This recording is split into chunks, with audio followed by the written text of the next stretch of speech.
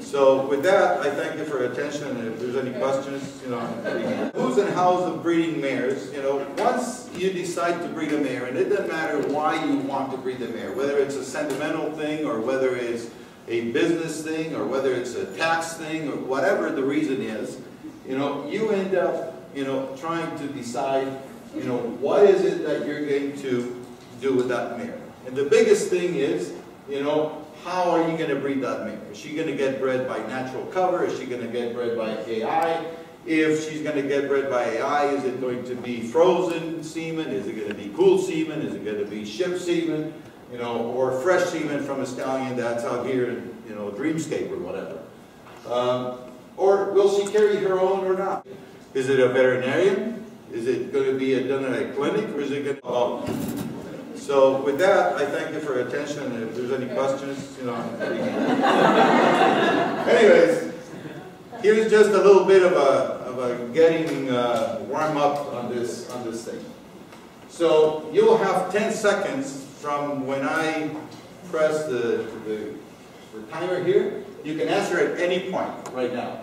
So this is the question to know, how many of you are planning on having a foal this year, or how many plan on breeding your mare this year or next. So I'll put here. Oh. There were so many plus one off the I don't know what. 1, 2, or 3. Well, yes is the answer, overwhelmingly.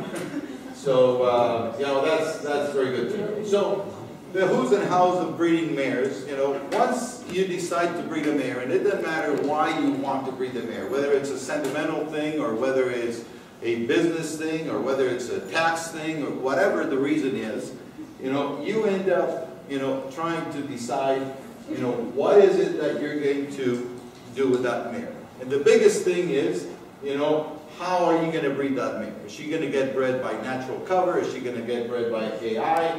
If she's going to get bred by AI, is it going to be frozen semen? Is it going to be cool semen? Is it going to be ship semen? Or fresh semen from a stallion that's out here in, Dreamscape or whatever. Or will she carry her own or not? I mean, there's a lot of mares that because of age issues, because of reproductive constraints, they're not, people don't feel that they want to let the mare carry her own foal and risk the mare. So, she might be an embryo transfer donor. Will she be bred? What time of the year is she going to be bred? There's lots of people that end up taking vacation because my mare is going to get bred in June, so I better take my vacation in May next year, and, that kind of stuff has a lot to do. Who's going to do the insemination? Is it a veterinarian? Is it going to be done at a clinic, or is it going to be done at Dreamscape, by Jennifer, and she'll just, plug the semen into the mare, which is, works fine for a lot of times. Where is the mare going to be done? Facility or at home? Well, the other thing that we have to keep in mind is that a lot of times there are many issues that will affect the outcome of that breed. Age of the mare is probably the most important factor, and we'll go through that here in a little bit. Reproductive history of the mare, the value of the mare. Is it an economic value? Do you want to do this because you want to sell a foal, or do you want to do it because you want a foal for yourself? The cost of the stud feed, and what kind of expectations do you have from that mare? Mares are sent to a breeding facility or bred at home. And just because I had the opportunity to go and speak at the American Association of Equine Practitioners last year, and I did a little deal where I looked at our practice and see what their fertility rates were when we had the mares at the clinic or when we bred the mares on the farm. So what do you think here? Do you think that sending mare to a breeding facility increases the chances of pregnancy? Yes, no, or depends on the mare. So now, we're going to, well, now the time is going to work.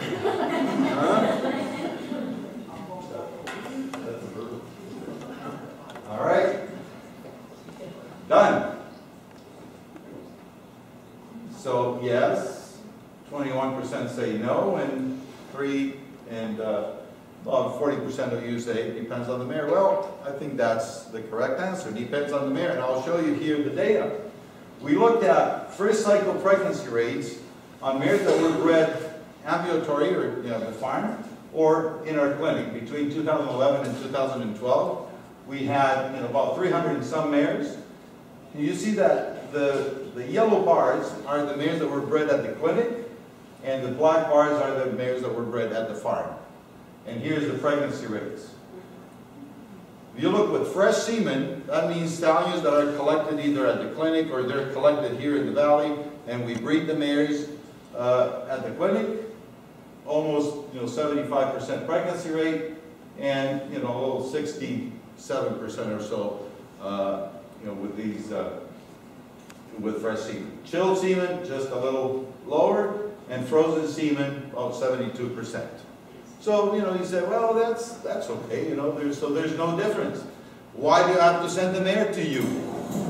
Well, if you look at the normal mares, so now you're going to split those mares into problem mares and normal mares. So if the mare is a normal mare, there is a 2% difference with fresh semen, 2% difference with chilled semen, and frozen semen I don't do away from the clinic.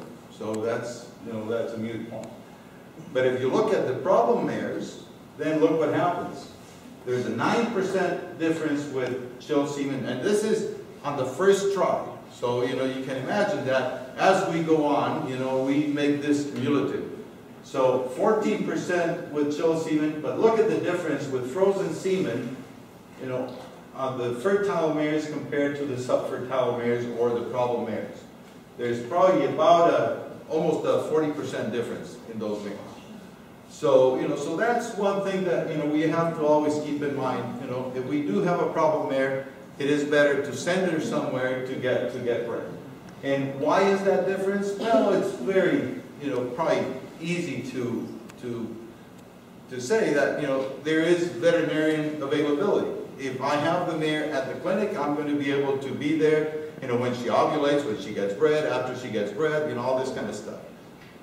If she's at the farm, well, the owner, I can't be there because I have to work. I'll be, I have a night shift, and I have this, and I have that. So it becomes difficult, and most people like to be there when the veterinarian comes to do the mare. So the other thing is that we can't, at the farm, we can't evaluate the semen and implement techniques that we have now to try to make that semen better, to increase the quality of the semen and increase the pregnancy rates of those mares. Timing of insemination becomes an issue. When we're at the farm, well, we're there. We're not going to go 3-4 times, a day to the farm because then the farm calls and this and the expense and checking the mare and doing this. It increases the cost of the whole process. So we have a much better timing when the mare is at a facility. And then also, obviously, the timing of treatments. Oxytocin, urine lavages, infusions, etc. So I said before that one of the things that we need to decide is, what are the expectations that we have for that mare? And obviously, the expectations are going to be based on, what kind of fertility issues that mare have. Some people know that when they have a problem mare, it's going to be a little tougher. And, but most people don't even realize that they have, they have a problem with that mare. They'll just say, oh yeah, she's been okay. I bred her 6 years ago and she caught first time. Now she's 18, so she should catch again. No big deal. So, those are things that we have to keep in mind. And those fertility issues range from very light or sometimes none on a 3, 4, 5-year-old mare to very severe where the mare is completely sterile. And then we have to look at assisted reproductive techniques to be able to get those mares in foal if the foal is worth the money and the effort. I said, mare, age and reproductive history, and obviously your previous experiences come into those creating those expectations. I said before, some people think, I bred my mare, she's always caught first time. Well, they always catch first time until they don't. And then they say, oh, I wonder what happened. Maybe you did something wrong. You know, maybe was the semen okay? No, you know, maybe it's the mare that ends up, you know, having a little bit issues as she gets older. And then, obviously, the stallion to be used. I mean, there's some people, and I've had the opportunity to work with some mares that need to be bred to a particular stallion. The semen is not very good. We all know that. But, you know, this is the cross that I want to have. So, you know, it might take 3-4 times for them to get that mare in full to that particular stallion. But probably the most important thing is the veterinary assessment. You know, we go there, we look at the mare, we say, you know, this is something.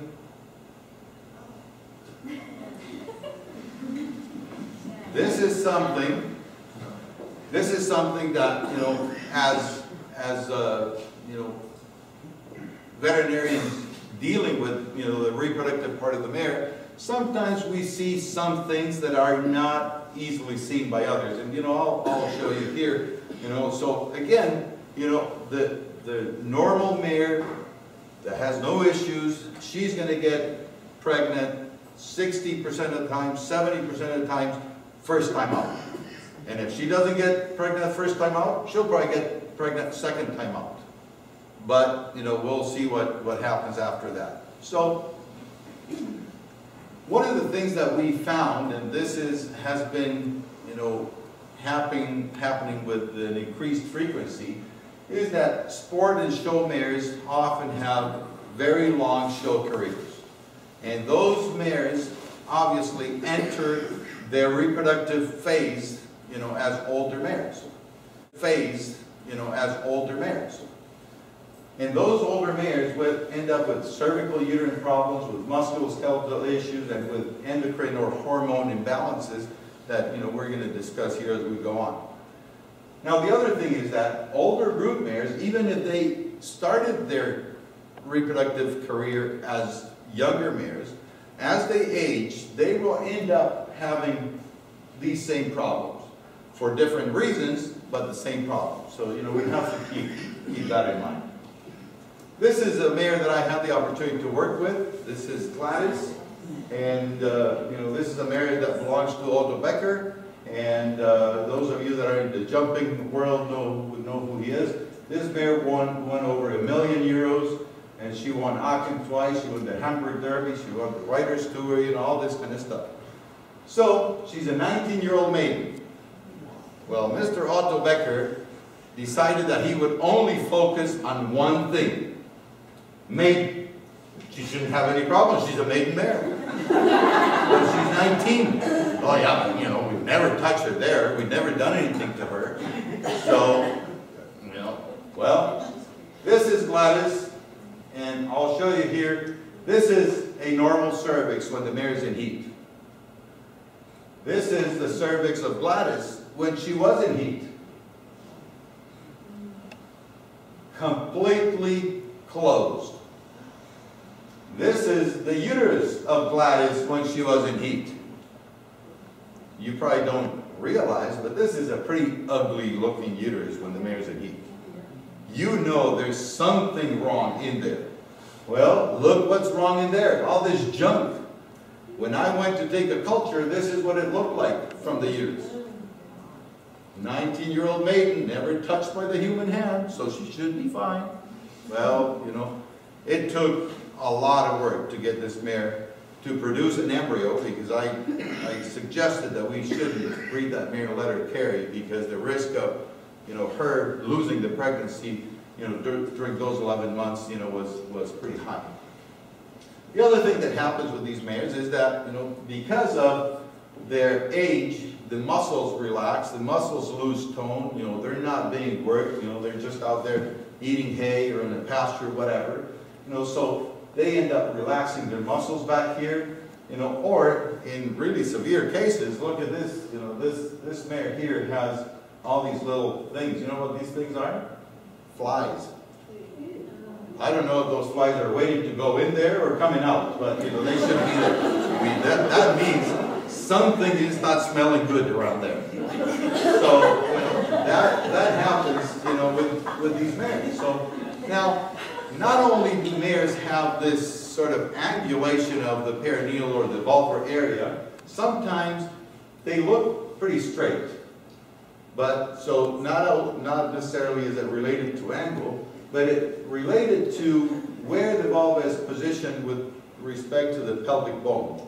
So you see here that, you know, there is a very short distance between the anus and the dorsal commissure of the vulva, and also that there is more than 2/3 of the vulva above the pelvic bone. So you can see that when the mare defecates or when the mare urinates and she squats and she arches her back, you know, this thing is going to open up and there's lots of this manure that's going to run in there. Maiden mare, 5, 6 years old, if she's built like that, she could be a little tough. And then, you know, we can do an ultrasound and we can see all these little white specks in there. And those little white specks are air. And when there's air in the uterus, is not a good sign, because air drags in bacteria. And that bacteria will sit in that uterus, and then all of a sudden you have